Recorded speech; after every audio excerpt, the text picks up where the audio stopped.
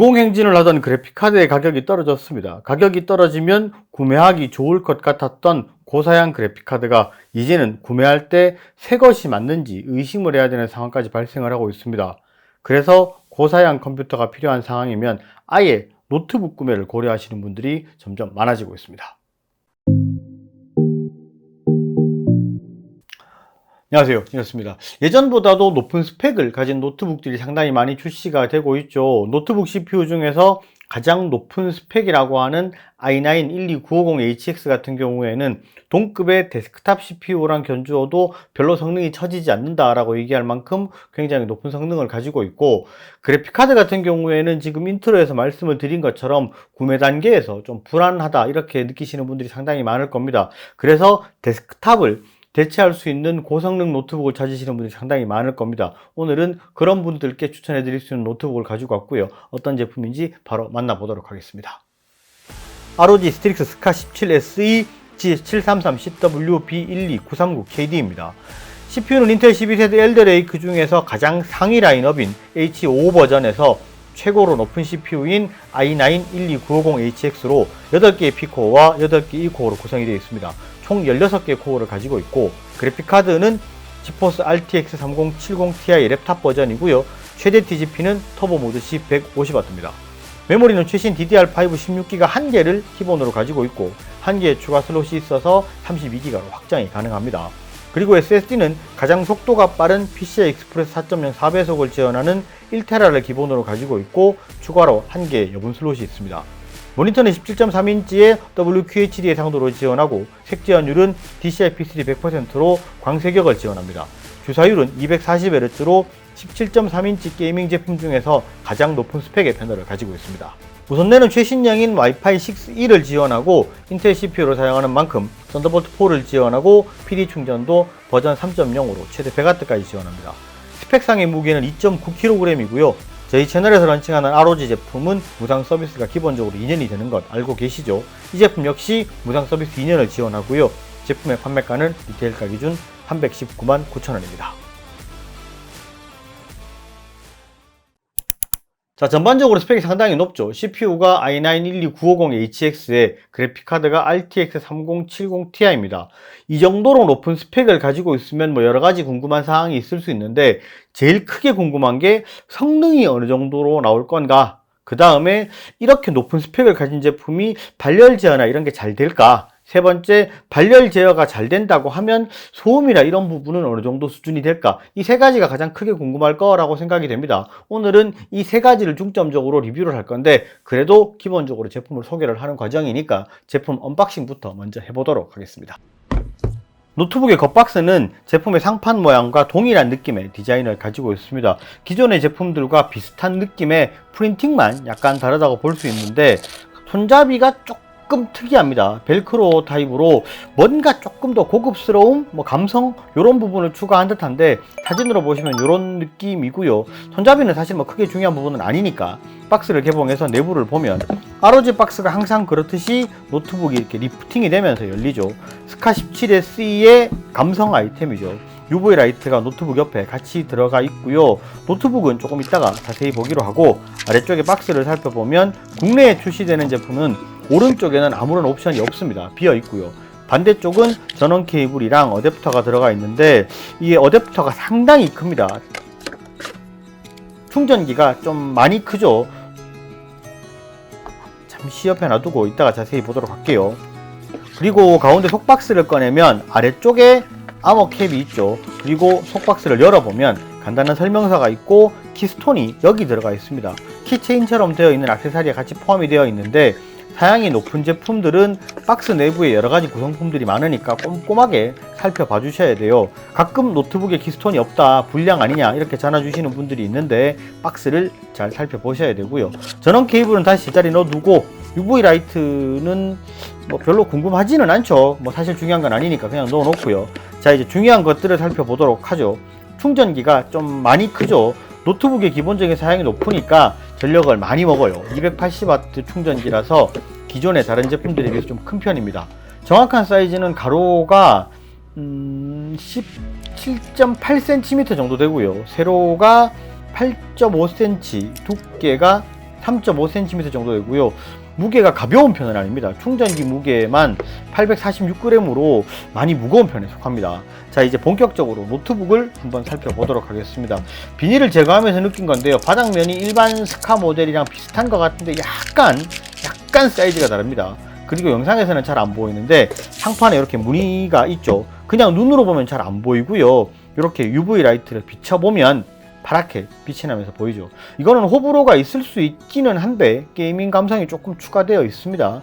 열어서 내부를 보면 일반 스카 제품이랑 전혀 다른 게 없고 단지 눈에 띄는 것은 이 i9 CPU의 스티커. 사실 뭐 이게 제일 중요한 것 같습니다. 그리고 상부의 힌지 쪽 위쪽에 아머캡은 이렇게 빠지죠. 조치할 수 있도록 되어 있습니다. 이제 뒷판을 열어서 내부를 한번 살펴보도록 하겠습니다. 항상 이야기를 하는 부분이지만 나사는 길이가 조금씩 다르니까 길이에 유의를 하셔야 되고 위치를 반드시 기억을 하시기 바랍니다. 그리고 오른편 맨 아래쪽의 나사는 뒷판에서 분해가 되지 않는 팝업 나사입니다. 열어서 LED 라이트의 케이블까지 제거하고 뒷판을 완전히 열어서 보면 얼핏 봤을 때는 일반 스카 제품과 별반 다를 게 없죠. 근데 많이 달라요. 실제로 배터리랑 스피커 말고는 싹 다 다르다고 보시면 되는데 그 부분은 이따가 자세하게 다룰 거니까 그때 다시 확인을 하도록 하겠습니다. 쿨러랑 히트파이프가 밸런스가 잘 잡혀 있고 구성이 상당히 튼실하게 되어 있죠. 제품의 스펙상 무게는 2.9kg으로 되어 있는데 실제 측정을 해보면 2.827kg으로 스펙보다는 약간 가벼운 무게를 가지고 있습니다. 윈도우를 설치하고 제품을 켜보면 우리가 알고 있는 ROG의 화려한 디자인을 볼 수 있습니다. 레인보우 LED로 백라이트가 들어오는 화려한 키보드는 기본으로 가지고 있고 상판에 ROG 로고도 레인보우로 LED가 들어옵니다. 그리고 스카 17SE의 시그니처죠. UV 프린팅도 확인을 할 수 있습니다. 모니터의 경우도 상당히 높은 스펙을 가지고 있죠. 페이퍼 스펙이 밝기는 300니트, 색지연율은 DCI-P3 100%, WQHD 해상도를 가지고 있고 240Hz를 지원하는 고해상도 고주사율의 패널에 적용되어 있습니다. 실제로 측정을 해보면 평균 밝기는 336.7니트로 스펙보다 살짝 더 밝은 밝기를 가지고 있고 색지연율은 sRGB 100%, NTSC 85%, 어도비 RGB 86%, DCI-P3 99%로 측정이 되었습니다. 자, 제품을 열어보면서 기본적인 구성은 봤는데 우리가 알고 있던 일반 스카 제품과 거의 동일한 외관을 가지고 있고 실제로 쿨러 같은 경우에도 그냥 봤을 때는 별반 차이가 없을 정도 수준으로 비슷하다 이렇게 볼 수 있는데 이렇게 높은 스펙의 제품이 이게 쿨러라든지 이 정도 수준이면 잘 배겨낼까 싶은 그런 생각이 있죠. 이제 본격적으로 성능을 한번 검증을 해보도록 합시다. 따라오시죠. 모든 테스트는 먹 스위치를 켜고 논옵티머스 상태로 측정을 했습니다. 먼저 시네벤치 R23의 점수를 보면 터보 모드에서 싱글코어 1923점, 멀티코어 21739점으로 노트북에서는 지금까지 보지 못했던 점수를 기록했습니다. 성능 모드에서는 싱글코어가 1901점으로 터보 모드랑 비슷했는데 멀티코어의 점수는 16267점으로 조금은 낮은 점수를 보였습니다. 다음은 3D마크 점수를 확인해 보겠습니다. 파이스트라이크 점수를 먼저 보도록 하겠습니다. 성능 모드에서는 그래픽 스코어 28289점, 피지컬 스코어 31503점, 컴바인 스코어 13227점, 토탈 스코어 25750점을 기록했고요. 터보 모드에서는 그래픽 스코어 3730점, 피지컬 스코어 33221점, 컴바인 스코어 14974점, 토탈 스코어 28090점으로 성능 모드와 비교했을 때 약 8% 정도 높은 성능을 보여줬습니다. 그리고 타임스파이 결과도 한번 확인해 보겠습니다. 타임스파이는 터보 모드에서만 테스트를 진행을 했고요. 그래픽 스코어 11741점, CPU 스코어 17059점, 전체 점수 12316점으로 지금까지 노트북에서는 잘 보기 힘들었던 높은 성능을 보여줬습니다. 그리고 블렌더를 돌려봤을 때 기존의 다른 제품들과 비교를 해보면 시크릿 디어에서는 성능 모드 기준 366초 92, 터보 모드에서는 246초 44로 터보 모드에서 상당히 우수한 성능을 보여줬고요. 조금 더 무거운 시노사우롭트릭스 프라임에서는 성능 모드 593초 34, 터보 모드에서는 483초 65를 기록하면서 압도적인 성능을 자랑을 했습니다. 자, 성능부터 먼저 쭉 살펴봤습니다. 실제로 이제까지 노트북에서 보기 힘들었던 점수를 많이 봤어요. 이게 시네벤치 R23 같은 경우에서 멀티코어가 2만 점이 넘는 점수는 사실 이제 다른 노트북에서 보기 힘들었던 그런 부분이기 때문에 CPU 성능 하나만큼은 참 엄청 좋다라고 볼 수 있고, 이게 파이어 스트라이크라든지 타임스파이 점수 같은 경우도 굉장히 높은 스코어를 기록을 했어요. 거의 이제 데스크탑에서나 볼 수 있을 정도 수준의 성능을 보였습니다. 그런데 이 정도로 높은 성능을 보이는데 발열과 소음은 어떨지 이제부터 쭉 한번 살펴보도록 하겠습니다. 테스트를 할 때 각각 모드에서 온도를 보면 시네벤치를 구동하는 터보 모드에서는 최대 온도가 95도를 찍고 평균 구동 온도는 87도에서 92도 정도로 조금은 높은 모습을 보였는데, 이때 팬의 속도와 소음을 살펴보면 RPM이 좀 낮은 모습을 보여줍니다. CPU 팬이 4600rpm, GPU 팬은 4900rpm으로 다른 제품들에 비해서 많이 낮은 모습을 보였고요. 이때 소음은 53.4dB로 성능을 뽑아내는 것에 비해서는 상당히 낮은 편이었습니다. 성능 모드에서는 CPU 온도 최고 84도를 찍고 아래쪽으로 내려오면서 66도에서 72도 사이에서 대부분 작동을 했고, CPU 팬은 2500rpm, GPU 팬은 2800rpm으로 작동을 하면서 소음은 최대 39.9dB로 상당히 조용한 모습을 보여줬습니다. 파이어 스트라이크 구동 시에는 온도 그래프를 바로 보도록 하죠. 먼저 터보 모드 그래프를 살펴보면 CPU와 그래픽카드가 같이 돌아가는 구간인 데모 테스트, 그래픽 테스트 1, 2 구간에서는 CPU와 그래픽카드 둘 다 최고 온도가 80도를 넘어가지 않는 모습을 보였고요. 70도 중반에서 왔다 갔다 하는 모습을 보였습니다. CPU만 테스트하는 피직스 구간에서는 CPU 최고 온도 92도를 기록했고요. 성능 모드에서 온도를 보면 팬이 조금 더 속도가 낮은 편이기 때문에 데모 테스트 구간에서 그래픽카드 최고 온도가 81도로 약간 더 높은 모습을 보였습니다.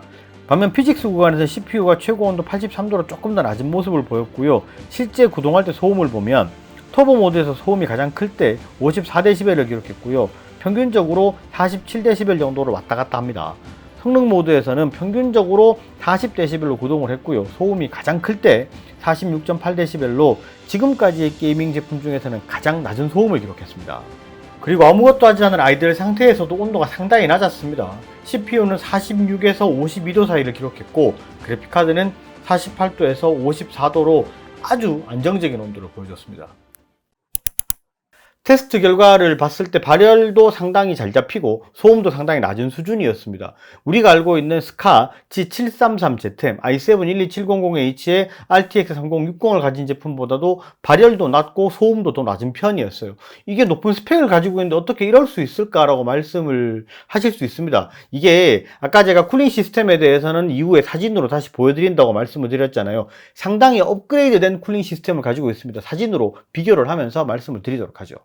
실제 사진으로 비교를 해보면 지금 보시는 것이 i7-12700H의 RTX 3060을 가지고 있는 G733ZM 모델입니다. 그리고 이 사진이 i9-12950HX의 RTX 3070ti를 가지고 있는 스카17SE G733CW인데요. 비교를 해보면 쿨러와 히트파이프 사이즈 자체가 완전히 다른 게 보일 겁니다. 히트파이프도 훨씬 두꺼워졌고요. 구성이 훨씬 좋아졌습니다. 그리고 쿨러의 경우는 레벨이 완전히 다르다고 할 정도 수준으로 팬 사이즈가 다릅니다. 공기의 흡입 설계도 아주 잘 되어 있고요.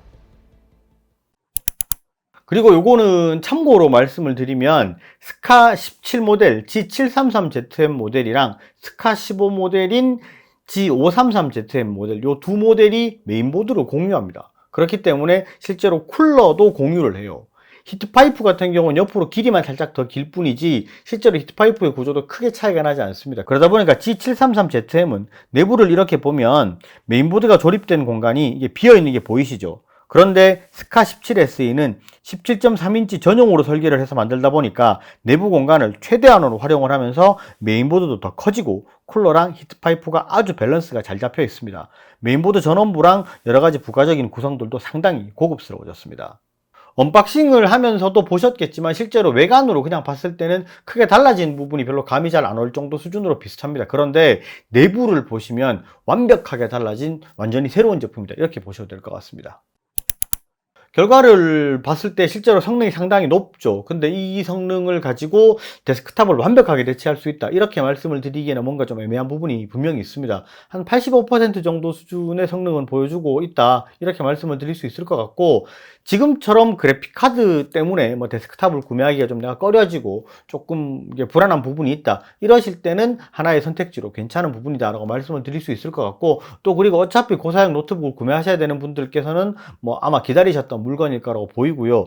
스카 17SE를 제가 사전 리뷰를 하면서 발열 제어가 잘 될 거다, 신경 쓰지 마라, 이렇게 말씀을 드렸던 제일 큰 이유가 이렇게 업그레이드 된 쿨링 시스템 때문이었습니다. 이게 실제로 히트파이프 같은 경우에도 이 제품에 맞게 최적화된 사이즈로 따로 설계가 됐고, 쿨러 같은 경우에는 다른 제품들이랑 아예 이제 어나더 레벨이라고 말할 수 있을 정도 수준으로 굉장히 업그레이드가 많이 됐기 때문에 실제로 이 쿨링 시스템에 대해서는 제가 솔직히 믿음이 있었기 때문에 발열 제어는 잘 될 거다 이렇게 말씀을 드렸던 부분입니다.